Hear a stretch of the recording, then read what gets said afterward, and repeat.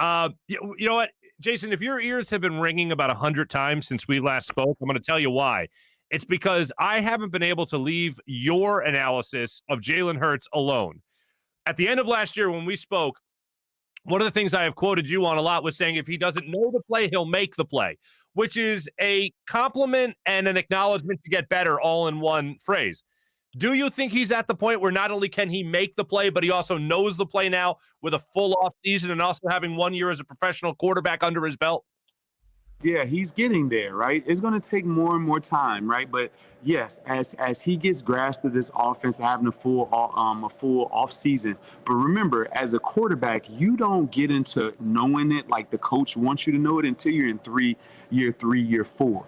If you look at the longevity of the guys that have been successful, they were in the same offense for a long period of time. So we're constantly seeing just graduate steps of him knowing and learning. So, but yes, I'm confident in that he's a leader. I'm confident in his ability to retain the information and to pick up the stuff that the coach is giving him at this point in time. Remember, the coach is only going to give him as much as he can handle at this time, and that's what he's mastering thus far.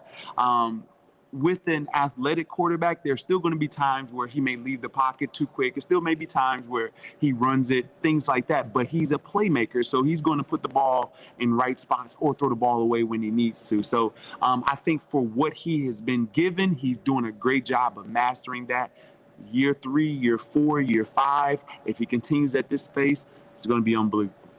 Okay, so you're basically saying, because we had a little disconnect there for a second, but basically saying he just continues to mature into this role, and he's handling exactly what the coach is giving him.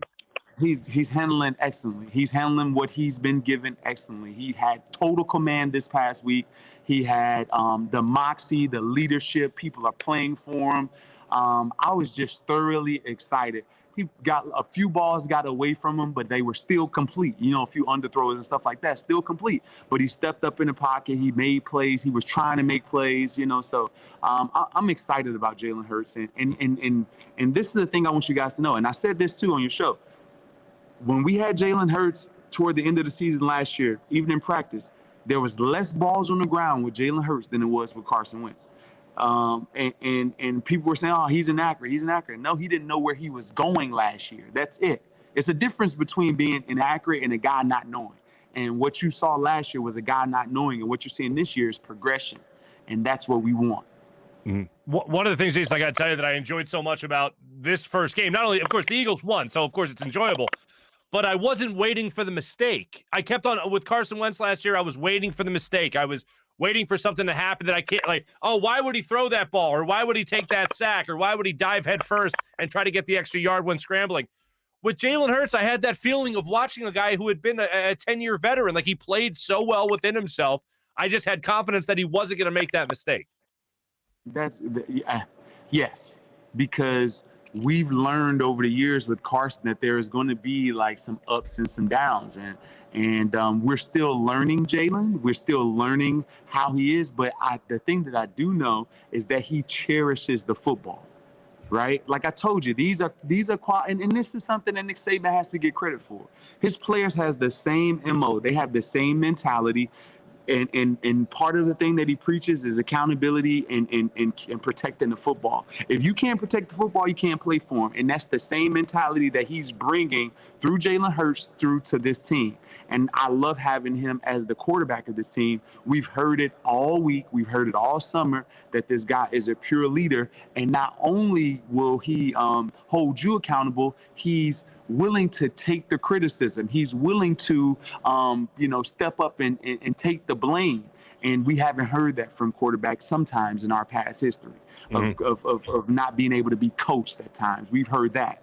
And that's not the case with Jalen Hurts. If he's giving it out to you, he can take it too.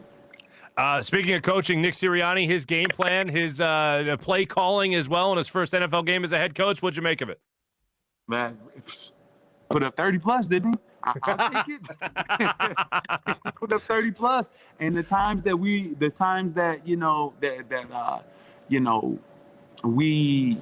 we're behind is because of penalties, right? Before it's the 14 penalties. So the 14. times that we were, behind and downs, and we had a 3rd and 20 one time plus, like that's because we made mistakes. But as far as the play calling, we had guys wide open. When have the last time you seen guys wide open playing, receiver or tight end? We had a few times where guys were wide open, and those creative plays, they were there. And that comes with the offensive line play.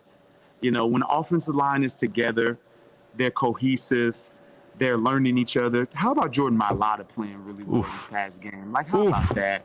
Just after a contract extension, the pressure, good rush, whatever it is. He comes out and plays and pancakes a few people. But when the offensive line is playing well, you're going to get open plays. And that's what we saw from Nick Sirianni. I think it's just a great time for a new coach and an offensive line being healthy, and that's helping him as well.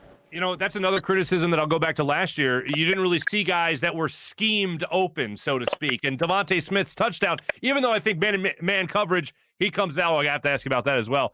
Man coverage, he comes out, beats the man, but it was because he had a rub route right out of the gate right there. You essentially schemed him open or helped him get open.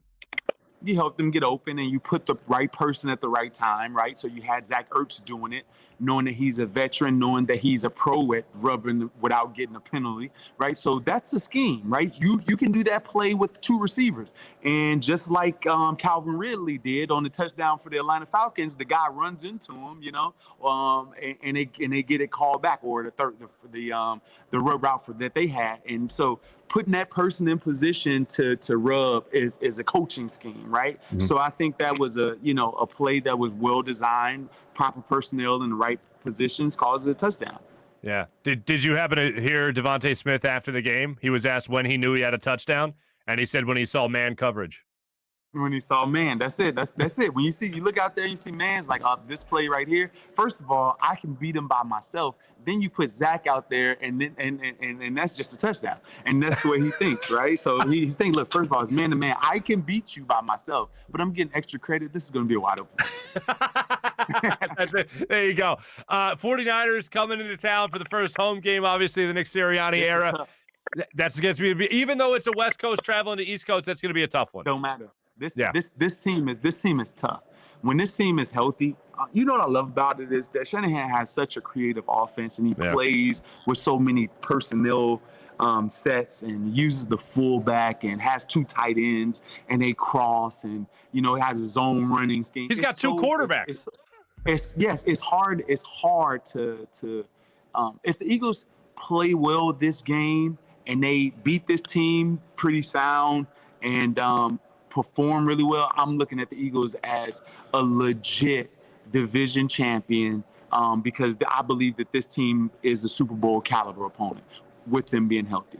I think this team is. This is a big test then, right here in week 2. This is a huge test for the Birds. Right. And yes, the West Coast travel at the beginning of the season is not the same thing as the West Coast travel at the end of the season. Gotcha.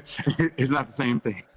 When you look at Jonathan Gannon's defensive scheme, what'd you make of him as his first game as defensive coordinator for the Eagles? I thought they got good pressure. I thought the vanilla. I was very worried coming into the game because the only thing I knew was cover 2, linebacker 7 yards away, and no blitz and straight pass rush. And I didn't know, but I thought that we had good pressure, and especially in that second half where the defensive line was able to pin their ears back and go after the quarterback. It was great. So, and then they had a good scheme to stay on Calvin Ridley and Kyle Pitts. So I thought that he did really well. Am I expecting to see more? Yes, I'm expecting to see a little bit more blitzing and such, but I thought it was a great first game. That's awesome. Did you and Andy Reid ever have a handshake? Because it seems like Jalen Hurts and Nick Sirianni have a handshake. No, there was no handshake Coach Reid. You can get a chest bump, right? But he wouldn't jump. He wouldn't jump off the ground. You would have to meet him there halfway. You hit him on the way down. So a high five was more welcomed, I guess. More of a fist pump. He gave you the fist bump or a chest. Like if he got real hype, he would give you a little chest shoulder action. I imagine the vertical would be too much of them. Yeah, right. Yeah, no, yeah, he got the credit card vertical. You just swipe the credit card right underneath. Jason, it's always a pleasure talking to you, man. It's always a pleasure catching up with you. Seriously, make sure you check out Q&A, new episode dropping with some fresh fire Thursday morning. How about that? Fresh fire. Yep, a little gritty and everything. We do it all on there.